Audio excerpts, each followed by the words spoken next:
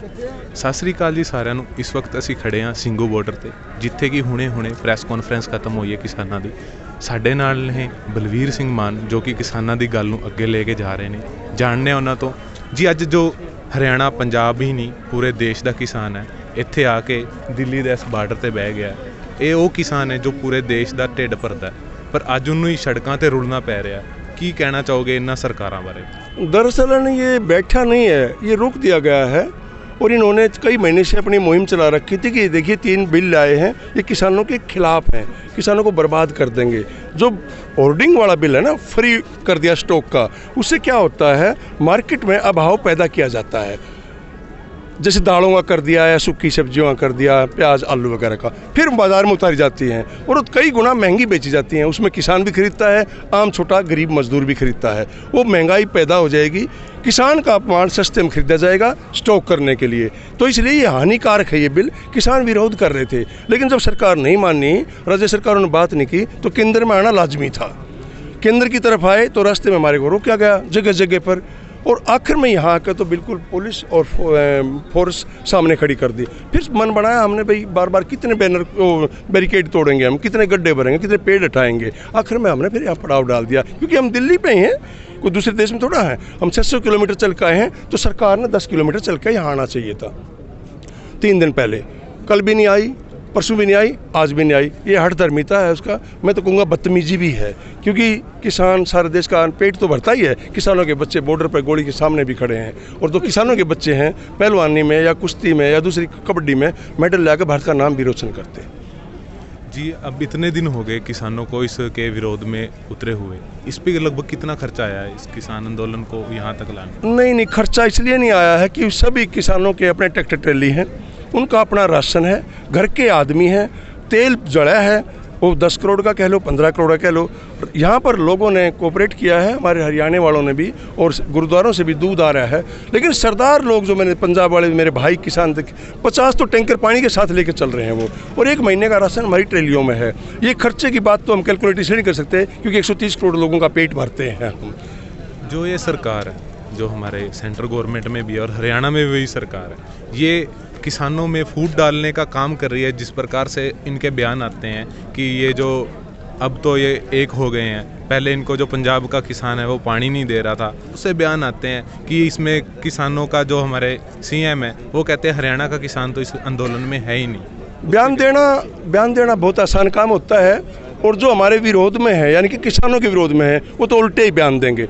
अब आ जाइए कि हरियाणा का किसान इसमें नहीं है, चलो मान लेते हैं। सेना में गुजरात का एक भी सैनिक नहीं है, क्या हमने लड़ना बंद कर दिया?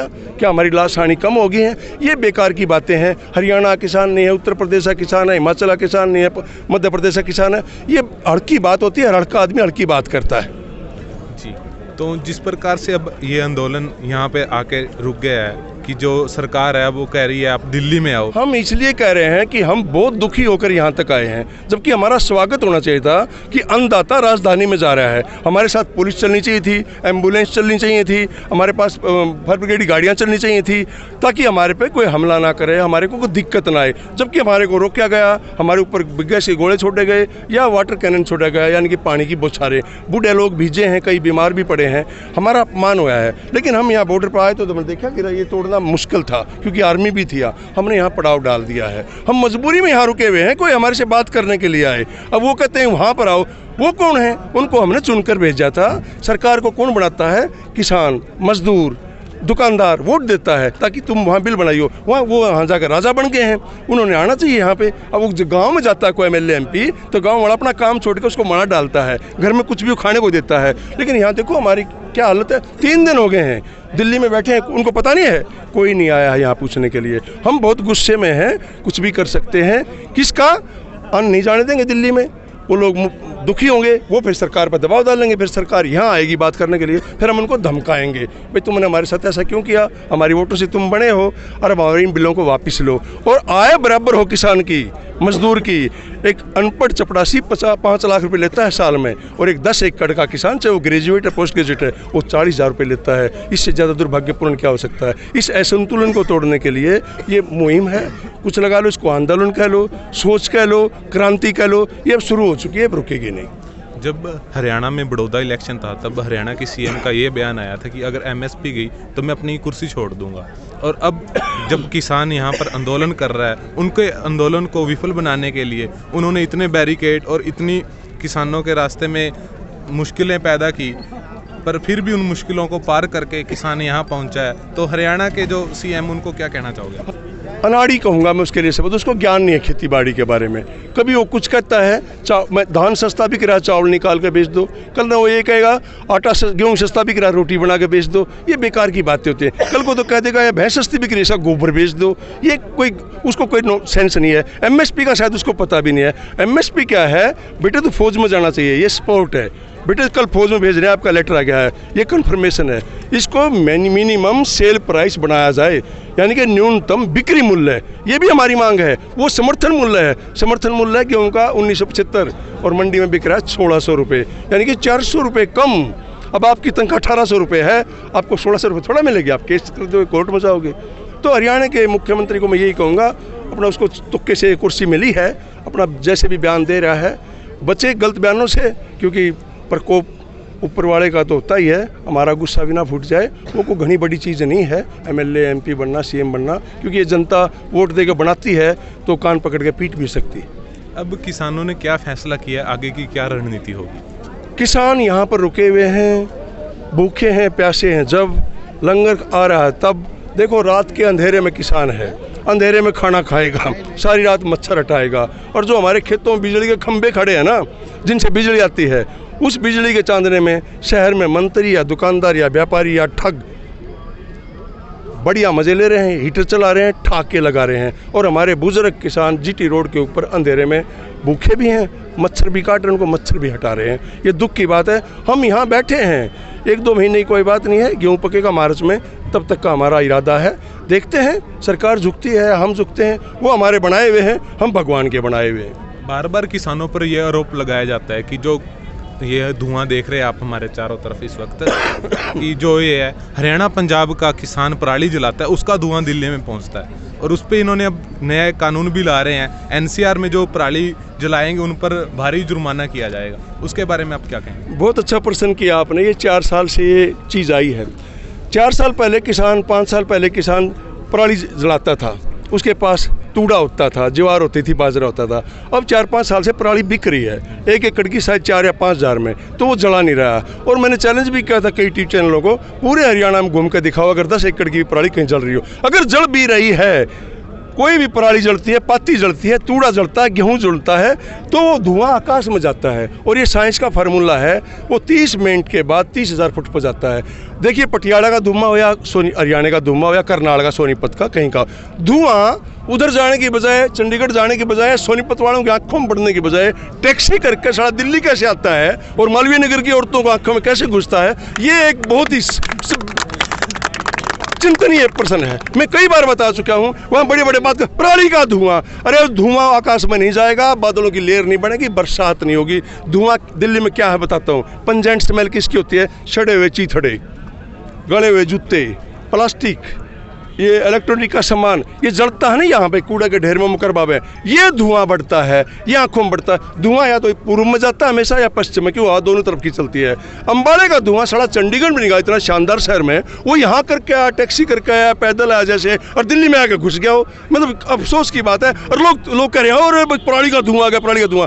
पराली का ढेर लगाएं, मेरे को बीच में बिठाएं और सारी पराली को जलाएं, मैं आंसू नहीं आएंगे, गारंटी की बात है। ये सड़ियल धुआं होता है, जो वेस्ट जलती है, कूड़ा जलता है, करीब 2,500 डंप होती है कूड़ा दिल्ली में, उसमें आग लगा रखी है, वो धुआं है वो। लेकिन उसकी आड़ में क्या करते हैं? नहीं, किसानों ने पराली जलानी शुरू कर दी, पराली। किसान पागल है क्या? पशुओं को क्या खिलाएगा? अब आपने कहीं देखी हो, किसी भाई ने देखी हो, कोई पराली नहीं जलती है। और पराली का धुआं, तूड़े का धुआं, ईंख की पत्ती का धुआं कभी हार्मफुल होता ही नहीं है। ये मैं ठोस कह रहा हूँ, बात गारंटी पे कह रहा हूँ, जिम्मेवारी से कह रहा हूँ। जो हरियाणा का किसान है वो चारों तरफ से फंस चुका है, उस पर कभी तो किसी प्रकार के नए नए कानून ये लाकर खड़े कर देते हैं। जैसे पिछले साल ही इन्होंने एक और कानून इन पे लाकर थोप दिया था, कह रहे थे कि जो हरियाणा के जो ऐसा एरिया है जिसमें पानी कम है, वाटर लेवल 250 या 150 से नीचे है, वहाँ पर वो धान नहीं लगाएंगे, उसके बारे में आप क्या कहेंगे?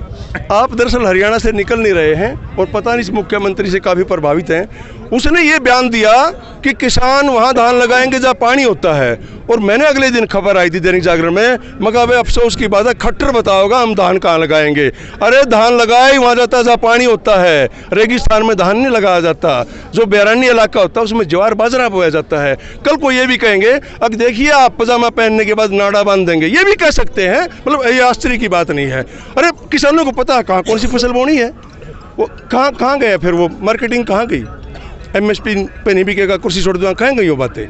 धान बिक रहा 1200, MSP है 1888 रुपये।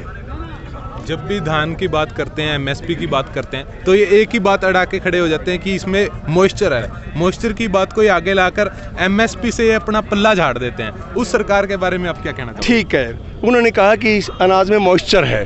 जब हम ढाबे पे 4 रोटी खाते हैं और बाई दी एक रोटी का कच्चा करना है, ढाबे वाला उसके पैसे नहीं काटता है।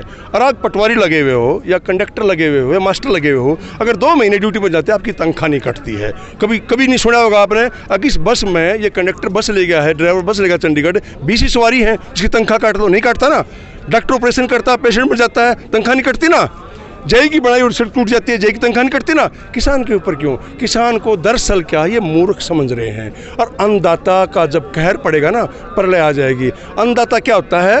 वो तो है जीवनदाता, और अन्नदाता प्राणदाता। जीवन तो मिल गया है, अब प्राण कैसे जिंदा रहे? अन्न से रहेंगे। जब अन्न नहीं होगा तो तन कैसे होगा? और अन्न उगाता है किसान, और किसान के साथ हो रहा मजाक, और किसान को मान लिया गया मूर्ख। और ये बहुत ही बड़ी इनकी भ्रांति है, गलतफहमी है कि किसान का मतलब है फटे हुए कपड़े, किसान का मतलब है टूटे हुए जूते, किसान का मतलब है मूर्ख। देखिए, हम कलरक को भी कलरक साहब कहते हैं, पटवारी को पटवारी जी कहते हैं, कंडक्टर को कंडक्टर साहब कहते हैं, सिपाही सबसे छोटी पोस्ट होती है हवलदार साहब, लेकिन किसान को कोई किसान साहब नहीं कहता। ये भी हमें अफसोस की बात है, जो कि सबका पेट भरता है। किसान कहते हैं, अरे किसान है, किसान साहब कहना चाहिए। ये भी हमें महसूस करने की बात है, जो सबका पेट भरता है, सबके लिए जवान पैदा करके बॉर्डर में भेजता ताकि देश सुरक्षित रहे, बच्चों को स्टेडियम में भेजता ताकि देश के पहलवान बने, गेम तगड़े हों, मेडल आएँ। उस किसान का इतना अपमान है। अंधेरे में पड़े हैं, अंधेरे में पशु भी रहना नहीं चाहता आजकल। लेकिन जहाँ से देखिए ठीक 7 किलोमीटर तक 11,000 ट्रैक्टर ट्रैली खड़े हैं, और इनके अंदर 2-2.5 लाख हमारे, मैं ये कहूँगा लेटे नहीं, हम किसान पड़े हैं यहाँ पे। और जिनको हमने वोट दिए ना, वो वहाँ ऐश ले रहे हैं। पहले हम लाइन में खड़े थे वोट डालने के लिए, जब ये बदतमीज छोटे छोटे घरों में थे, जब वो बन गए अब वो कोठियों में लेटे हुए हैं, हम फिर अब सड़क पर पड़े हैं।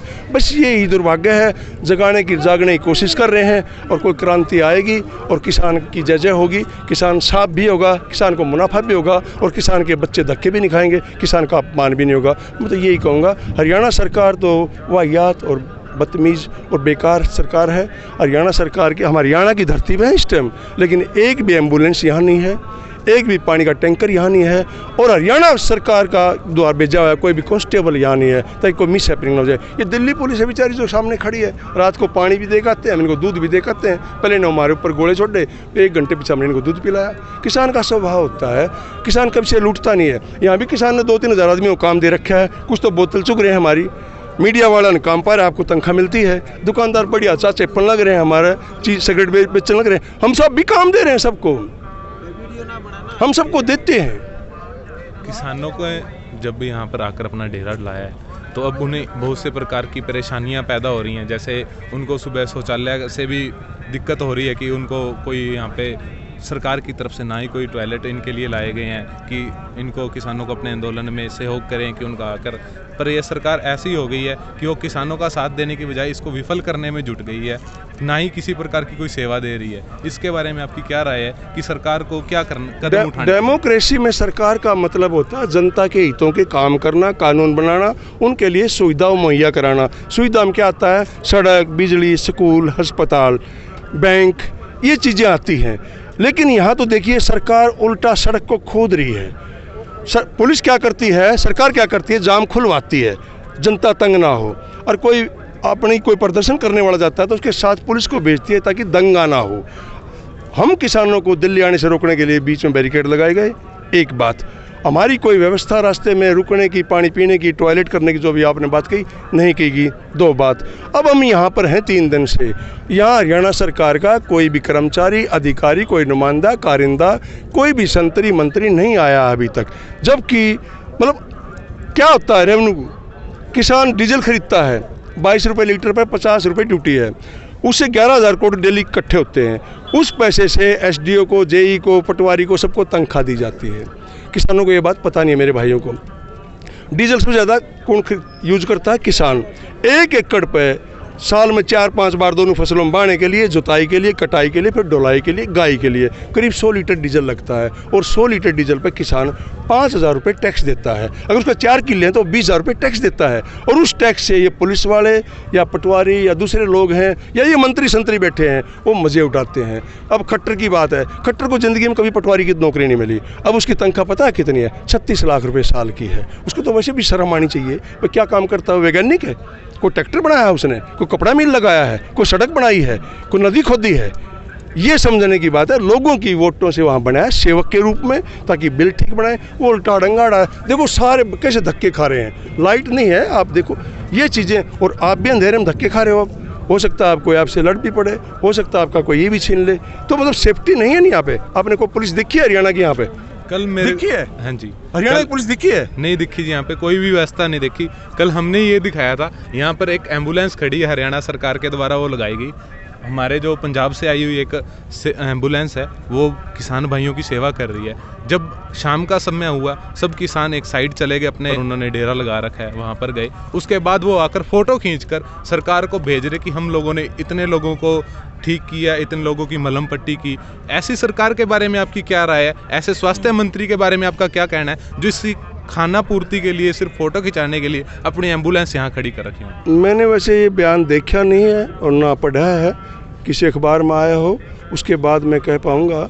हरियाणा सरकार की बात थोड़ी देर ना करें, 2-4 दिन, जब तक हमारा समाधान हो जाए तो अच्छा है। क्योंकि बार बार एक गलत चीज़ को, एक दुश्मन का जिक्र होता है तो गुस्सा आना स्वाभाविक है। हम हरियाणा सरकार को इस टाइम अपना सबसे बड़ा दुश्मन मानते हैं, जिसने इस शानदार जीटी रोड को, जो हिंदुस्तान का नंबर 1 था, इसमें 20 गड्ढे खोद दिए हैं। और मैं सारे भाइयों को बताना चाहता हूँ, ये जीटी रोड 1 नंबर नहीं रहा, अब इसको 44 नंबर बना दिया गया है। और 1 नंबर एक गुजरात की सड़क को बना दिया गया है। अब कितना गिरेगी सरकार? मतलब राष्ट्रीय राजमार्ग का नाम भी बदल दिया गया है। अरे खोद के क्या दुर्गति कर रखी है? टोल लगा रखा है बगान के पास, फिर आगे टोल लगा रखा है मधुबन के पास, फिर आगे टोल लगा रखा है। एक टोल पर 4 करोड़ की डेली कलेक्शन होती है। मतलब लूट है ये। सड़क टूटी पड़ी है लेकिन चंदा ले रहे हैं। जैसे आप मेरे से बात करते रहो और पीछे से किसी को डंडा मारो, ये वो बात हो रही है। बात करके खुश कर दिया, पीछे से पिटवा भी दिया। तो मतलब कर कुछ नहीं रही है, ये लूटने की बात कर रही है। और हरियाणा सरकार से भी निपटेंगे, पहले थोड़ा ये निपट जाए। वो बदतमीज़ लोगों का एक टोल हो गया है, मैं तो यही कहूँगा, बदतमीज़ लोगों का।